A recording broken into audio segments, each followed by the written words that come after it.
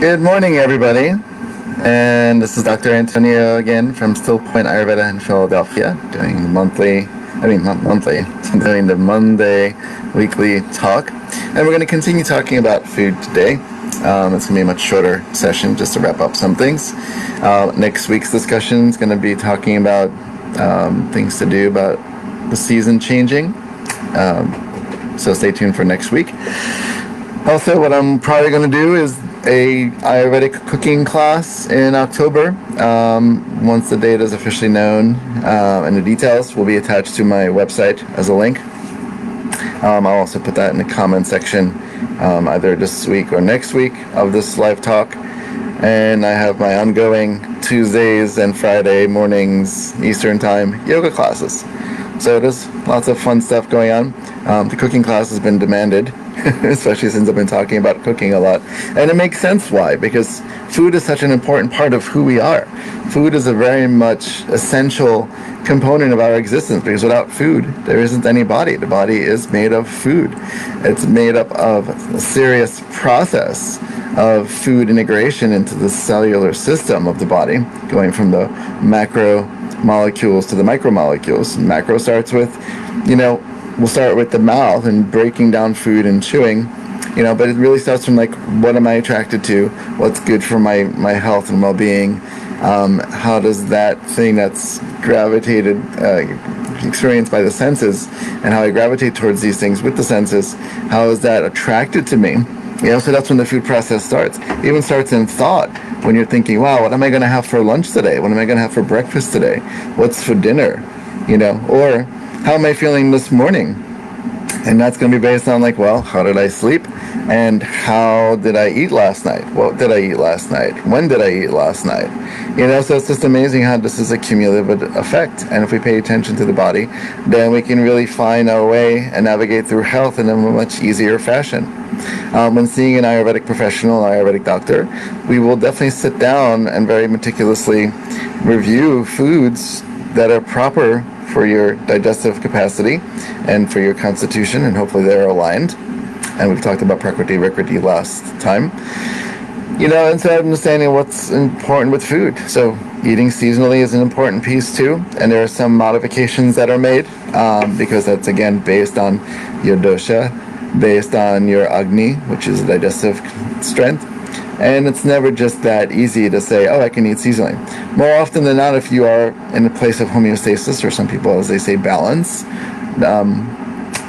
then you can eat more so seasonally, especially if you know your body well enough, if you know your digestion well enough. But most people don't. Most people are just eating and just indulging and just and luxuriating the senses, and so that's where things kind of go awry. And so it's important to pay attention to those cues. But the simplicity of being in a kitchen and really sitting with what the food is going to be that's going to be prepared, and knowing about cutting and about sauteing, and knowing about boiling or steaming or roasting or baking. Like, it's amazing. There's so many things that can be created in the kitchen. And it becomes a really beautiful experience. In some ways, I consider it like a tantric experience, because you're really connected to the food.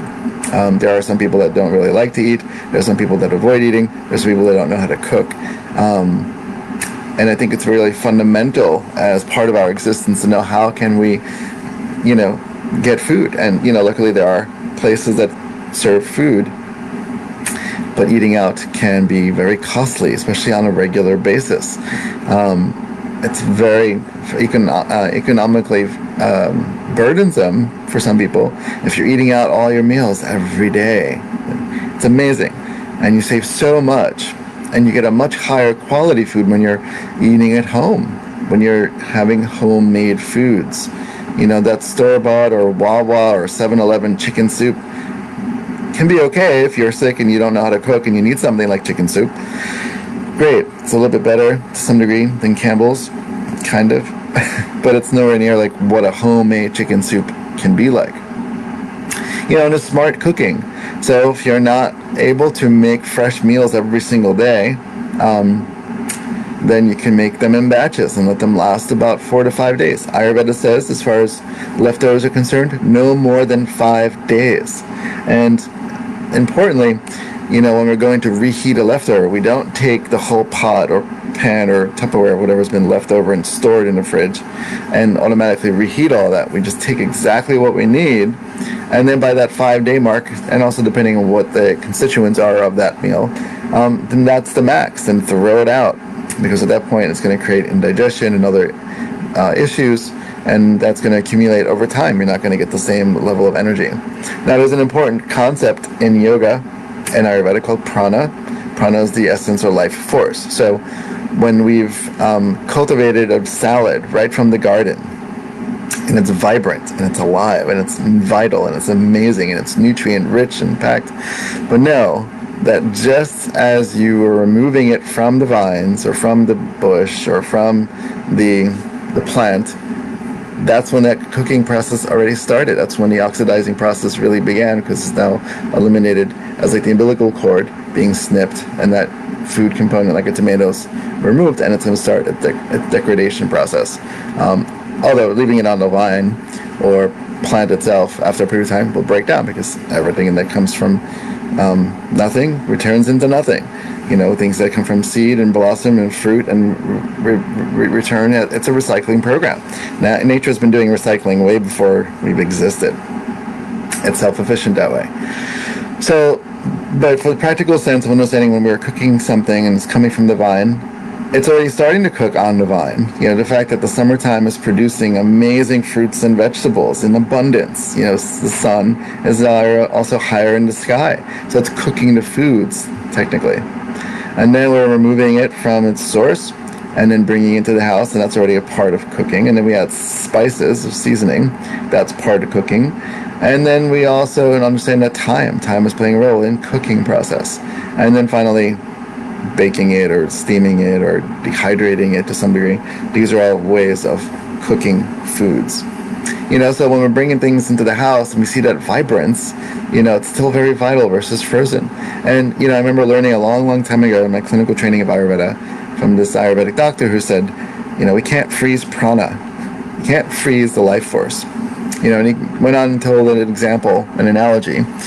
He said, if you have a dead body and you try to revive it with just oxygen, it's dead. Oxygen is not going to enliven the body.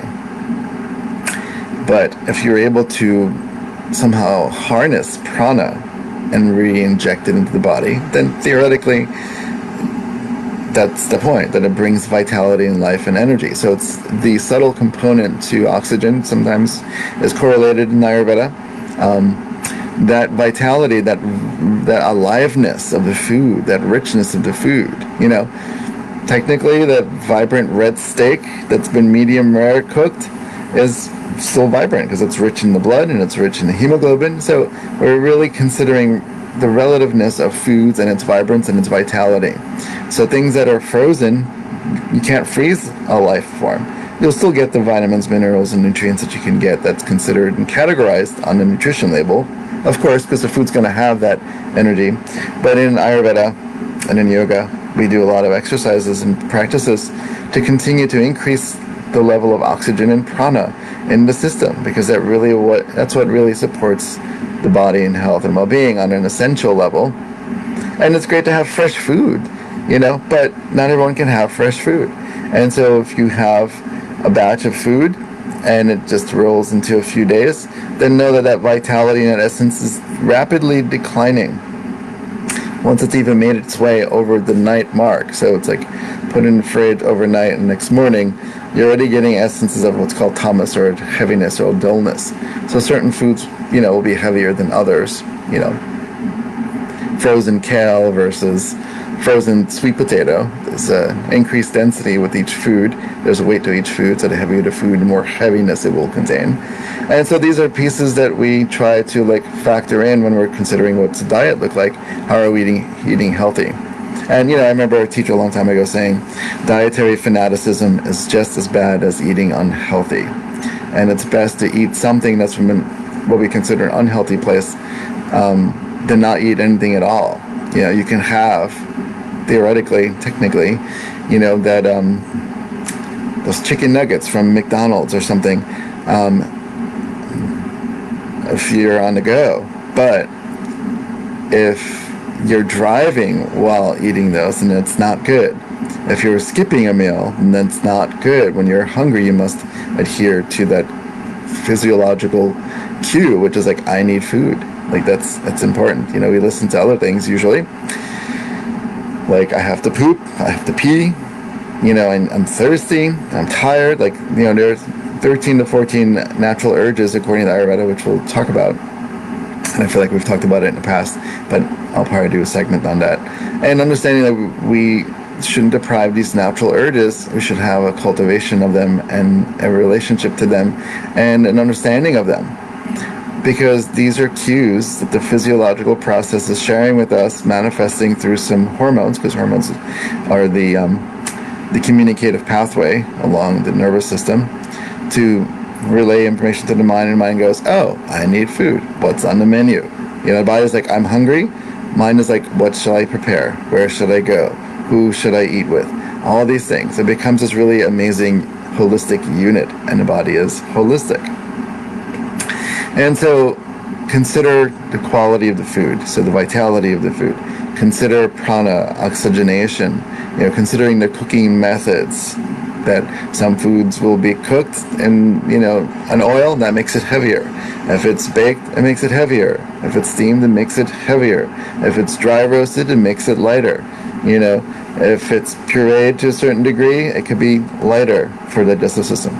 These are all essential, fundamental pieces that determine what the quality of food's going to be and how it's going to be bioavailable to the system.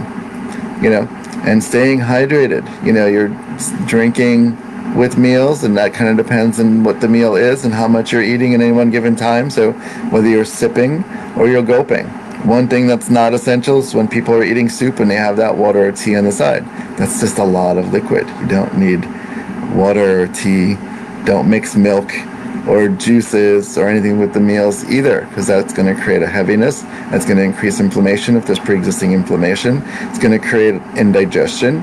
And, those are things that we need to eliminate. And it's really subtle sometimes. And sometimes it's really overt. There are certain combinations, like milk and fish don't go together, according to Ayurveda.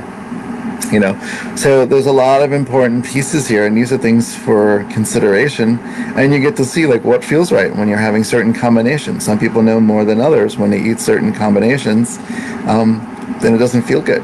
So just notice that sense of like, this does not feel good. Stop when you're starting to feel full, not after you feel full. Let your body process and determine. And it's going to change with the seasons. It's going to change with the time of day. It's going to change with how active you are or inactive you are. There's a lot of pieces. It's going to change with your age, whether you're stressed, not stressed.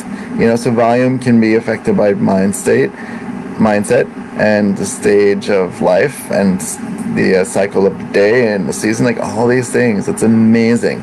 It starts to come alive. And so do you when you are more aligned. So, there's a lot of little tidbits today, and it's all about understanding food, and I love talking about food, so by all means, feel free to private message me with any specific quick questions, and if you'd like to work with me, I also have a COVID special going on, where there's currently, for at least this month of September, 15% off the package plans. And I would love to work with you. I love working with people and exploring these options and watching, all my current patients that have been with me through COVID are thriving. They're doing amazing. Their minds are a little upset here and there, but of course the state of the world is a little upsetting, but not too much off the wall, not too much out of sense of like feeling lost. And, it's also great. I love being people's anchors to help them reflect onto themselves, what they can put in place. And we need some consistency in times where things are very inconsistent. So I look forward to being of service to the community, and I love working with everybody. And I look forward to hearing from you. And until next week, stay tuned. Many blessings. Have a great day and enjoy. Think about what you're going to have for lunch or breakfast, depending what time it is. All right. Have a great day, everybody.